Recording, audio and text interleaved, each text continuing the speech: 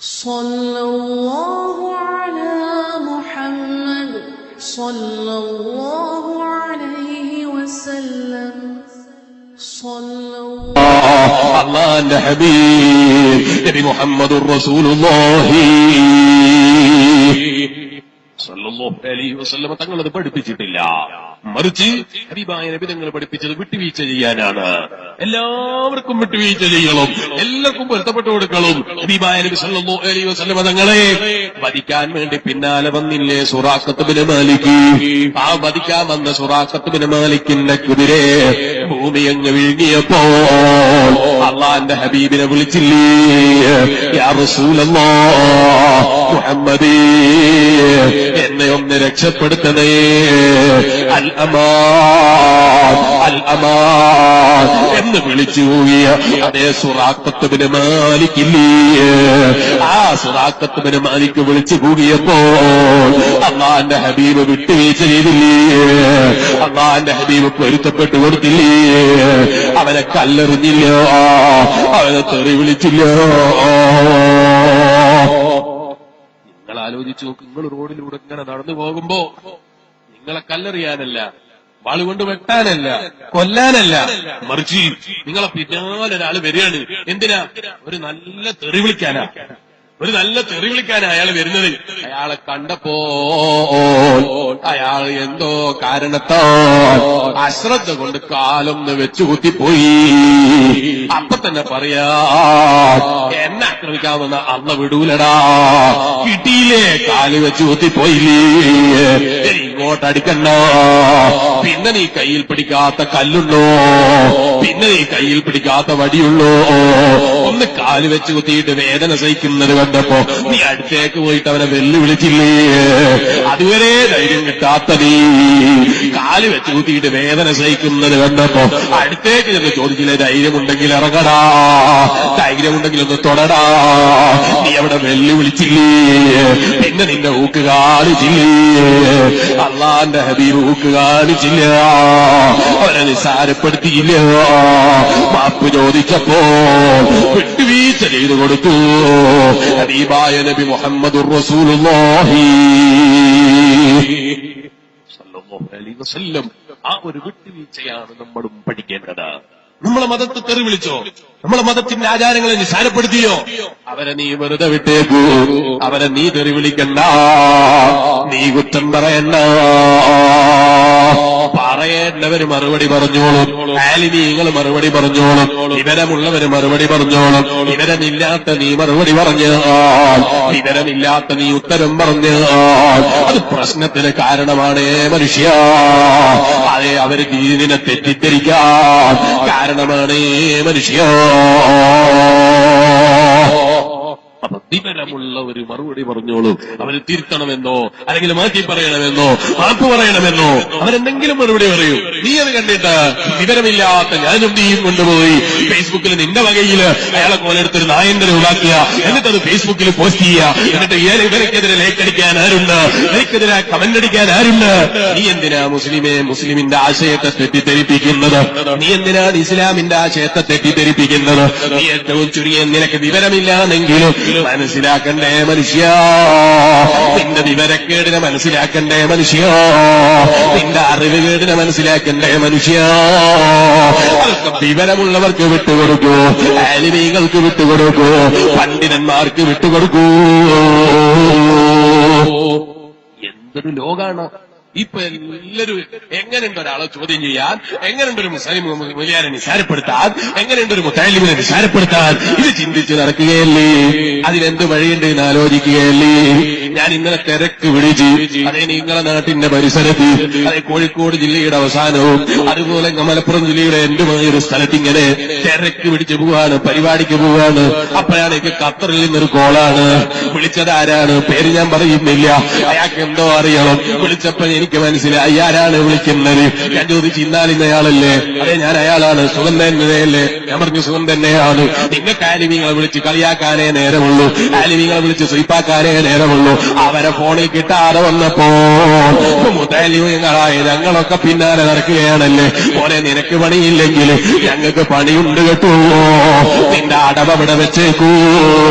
ഇങ്ങനെ പിന്നാലെ നടക്കുന്ന ആലിമീങ്ങളെയും മുതലിമീങ്ങളെയും സമയം കൊല്ലാൻ നടക്കുന്ന വിവരം കെട്ടവരില്ലേ, നാശമുണ്ടാക്കുന്നവരില്ലേ. റബ്ബേ, അവർക്ക് നീ ഹിദായത്തിന്റെ വെളിച്ചം കൊടുക്കണേ അല്ലാ. നീ അവരെ നന്നാക്കണേ അല്ലാ. നീ അവരെ നന്നാക്കാൻ തീരുമാനമില്ലെങ്കിൽ ഈ ഉമ്മത്തിന് അവരെ ശർറിൽ നിന്ന് കാക്കണേ അല്ലാ. എന്റെ ഈമാനുള്ള മോമിനീങ്ങളെ, മുസ്ലിമീങ്ങൾ തന്നെ പരസ്പരം ആലിമീങ്ങളെ തെറിവിളിക്കാൻ എന്ത് വഴിയെന്ന് ചിന്തിക്കുന്നു. മുസ്ലിമീങ്ങൾ തന്നെ പരസ്പരം ആലിമീങ്ങളെ കൊച്ചാക്കാൻ എന്ത് വഴിയെന്ന് ചിന്തിക്കുന്നു. അതേ പണ്ഡിതന്മാരെ റോഡിൽ താറടിക്കാൻ എന്ത് വഴിയെന്ന് ചിന്തിക്കുന്നു. ഒന്നും അറിയില്ല, പക്ഷെ എല്ലാം അറിയാമെന്ന ധാരണയാണ്. എല്ലാം ഞാൻ പഠിച്ചു എന്നുള്ള ധാരണയാണ്. ഞാൻ പ്രസംഗം കേട്ടിട്ടൊക്കെ പഠിച്ചിട്ട് ഞാൻ കാമിലായിട്ടുണ്ട്. അതേ 10-20 വർഷം പള്ളിയിലും മദ്രസയിലും അതുപോലെ സ്ഥാപനങ്ങളിലും ഇരുന്ന് പഠിച്ച് കിതാബോധി പഠിച്ച ആലിമീങ്ങൾ പ്രസംഗിക്കുന്നത് കേട്ട് പഠിച്ചിട്ട് പിന്നെ ആലിമീങ്ങൾക്കെതിരെ പറയാൻ ഞാൻ തന്നെ മതിയെന്ന ധാരണയോ, അവരെ ചോദ്യം ചെയ്യാമെന്ന ധാരണയോ. എന്നിട്ട് ആലിമീങ്ങളെ പരസ്യമായി ചോദ്യം ചെയ്തിട്ട് നീ മുസ്ലിമീങ്ങളെ തെറ്റിദ്ധരിപ്പിച്ചില്ലേ, അന്യമതക്കാര് നോക്കുന്നു, അവർക്കിടയിൽ തന്നെ തർക്കമാ. ഈ മതത്തിനെന്ത് വില എന്ന് ചോദിക്കുന്ന വിധത്തിൽ ഉളുപ്പില്ലാതെ ധനമില്ലാതെ റോഡിലിറങ്ങിയിട്ട് ആലിമീങ്ങളെ തെറിവിളിച്ചില്ലേ, ആലിമീങ്ങളെ നിസാരപ്പെടുത്തിയില്ലേ, സോഷ്യൽ മീഡിയയിൽ നീ തിളങ്ങിയില്ലേ, സോഷ്യൽ മീഡിയയിൽ നീ തിളങ്ങുന്നുകൊണ്ട് നിനക്ക് തോന്നിയില്ലേ, ആളുകളൊക്കെ നിന്റെ കൂടെയാണെന്ന് നിനക്ക് തോന്നിയില്ലേ. നിന്റെ വിവരക്കേടാണ് മനുഷ്യ, നിന്റെ ചിന്ത കുറവാണ്. നീ അല്ലാഹുവിലേക്ക് മനസ്സ് തിരിക്കൂ. ആരും അങ്ങനെ തെറ്റിയുന്നുണ്ടെങ്കിലോ നിന്നോട് ആലിമീങ്ങളെ നോക്കാൻ ഏൽപ്പിച്ചിട്ടില്ല, നിന്നോട് ആലിമീങ്ങളെ പിന്നാലെ നടക്കാൻ പറഞ്ഞിട്ടില്ല. ആലിമീങ്ങൾക്ക് അവരുടെ ഡ്യൂട്ടിയുണ്ട്, ആലിമീങ്ങളെ ചോദ്യം ചെയ്യാ. വിവരം കെട്ട ഞാൻ വളർന്നിട്ടില്ല, വിവരമില്ലാത്ത നീ വളർന്നിട്ടില്ല. ആലിമീങ്ങളെ മനസ്സിലാക്കൂ മനുഷ്യ, പണ്ഡിതന്മാരെ മനസ്സിലാക്കൂ മനുഷ്യ, വിവരമുള്ളവരെ മനസ്സിലാക്കൂ മനുഷ്യ. വിവരമില്ലെങ്കിൽ വിവരമില്ലെന്ന വിവരമെങ്കിലും നേടിയെടുക്കൂ മനുഷ്യ. അതിനല്ലേ പരിശുദ്ധ ഖുർആൻ നമ്മളെ പഠിപ്പിച്ചത്. വിവരമില്ലെങ്കിൽ വിവരമില്ല എന്നെങ്കിലും മനസ്സിലാക്കണം, വിവരമില്ലെങ്കിൽ എനിക്കത് അറിയൂല എന്നെങ്കിലും മനസ്സിലാക്കണം. അതിന് ഖുർആൻ സൂറത്തുൽ കഹ്ഫിലൂടെ നബിയുല്ലാഹി മൂസ അലൈഹിസ്സലാമിന്റെ ചരിത്രം പഠിപ്പിച്ചില്ലേ. ഞാനത് പല സ്ഥലങ്ങളിലും പറഞ്ഞതാണ്, അതുകൊണ്ട് ഞാനിപ്പോൾ അതിലേക്ക് കടക്കുന്നില്ല. മൂസാ നബി അലൈഹിസ്സലാമിന്റെ ചരിത്രം ഖുർആൻ നമ്മളെ ഓർമ്മപ്പെടുത്തിയില്ലേ. വിവരമില്ലെങ്കിൽ വിവരമില്ല എന്നെങ്കിലും മനസ്സിലാക്കണം, വിവരമില്ലെങ്കിൽ എനിക്കത് അറിയൂല എന്നെങ്കിലും മനസ്സിലാക്കണം. അതാണ് ഇമാം അൽ ഗസാലി റളിയല്ലാഹു അൻഹു പറഞ്ഞത്. വിവരമില്ല എങ്കിൽ അതുകൊണ്ട് തരക്കേടില്ല, സാരമില്ല. കാരണം എല്ലാരും ആലിമീങ്ങളാകൂല, എല്ലാരും വാല് പറയുന്നവരാകൂല, എല്ലാരും പണ്ഡിതന്മാരാകൂല.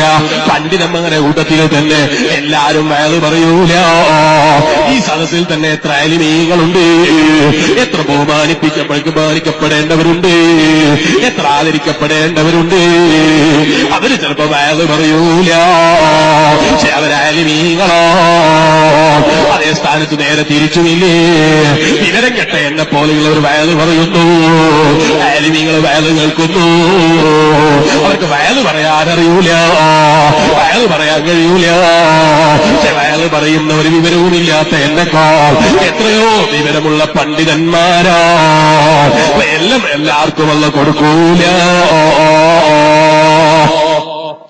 എല്ലാവരും പണ്ഡിതന്മാര്, എല്ലാവരും വയല് പറയുന്നു. പിന്നെ വയലിനെന്ത് പ്രസക്തിയാ, പിന്നെ വയലിനെന്ത് പ്രസക്തിയാ, പിന്നെ ഇൽമിനെന്ത് പ്രസക്തിയാണ്. എല്ലാരും പണക്കാരാണ്, ഒരാളും പാവപ്പെട്ടവനില്ല. പിന്നെ പണക്കാരന് പ്രസക്തിയുണ്ടോ? താഴ്ന്നവനും മേലെയുള്ളവനൊക്കെ വേണം. പണക്കാരൻ വേണം, ഇൽമുള്ളവൻ വേണം, വിവരമില്ലാത്തവനും വേണം.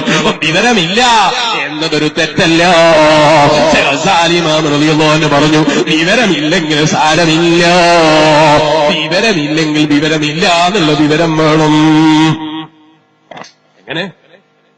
വിവരമില്ലെങ്കിൽ സാരില്ല, വിവരമില്ലെങ്കിൽ വിവരമില്ല എന്നുള്ളൊരു വിവരം വേണം. അതുമില്ലെങ്കിലോ ഓനെ കൊണ്ടുള്ള ഷർറ് തീരൂല, ഓനെ കൊണ്ടുള്ള ഷർറ് ഒരു കാലത്തും തീരൂല. വിവരമില്ലെങ്കിൽ വിവരമില്ല എന്ന വിവരം വേണം. ഒന്നുകൂടി ഞാൻ പറയട്ടെ എന്ന് സാലിമാം റളിയല്ലാഹു അൻഹു പറഞ്ഞു, വിവരമുണ്ട്, വിവരമില്ലെങ്കിൽ വിവരമില്ല എന്ന വിവരം വേണം. 2, വിവരമില്ലെങ്കിൽ വിവരമില്ല എന്ന് തുറന്ന് പറയാനുള്ള മനസ്സ് വേണം. നമുക്കറിയാത്തൊരു മസല ചോദിച്ചു നോക്കിയിട്ട് എനിക്കറിയില്ല എന്ന് പറയണം, ഞാൻ നോക്കിയിട്ട് പറയാന്ന് പറയണം, ചോദിച്ച് പറയാന്ന് പറയണം. അപ്പൊ അവരെന്നെ തെറ്റിദ്ധരിക്കൂലേ, എനിക്കൊരു കുന്തും അറിയൂല എന്ന് തെറ്റിദ്ധരിക്കൂലേ? വളരെ ചെറിയ മസലയല്ലേ ആള് ചോദിച്ചത്, എനിക്കറിയൂല എന്ന് പറയൂലേ? ചോദിക്കട്ടെ മനുഷ്യ, ഇമാം തങ്ങൾ പറഞ്ഞത് ഏറ്റവും വലിയ വിവരം, വിവരമില്ലെങ്കിൽ അത് പറയലോ, എനിക്കത് അറിയൂല എന്ന് പറയലോ.